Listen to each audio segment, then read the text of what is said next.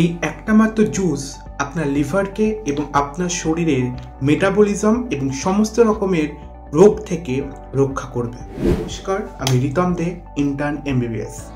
আজকে যে জুসটা নিয়ে আলোচনা করব, যেটাকে আমরা বলি ABC juice. A for Apple, B for beetroot এবং C ফর ক্যারট।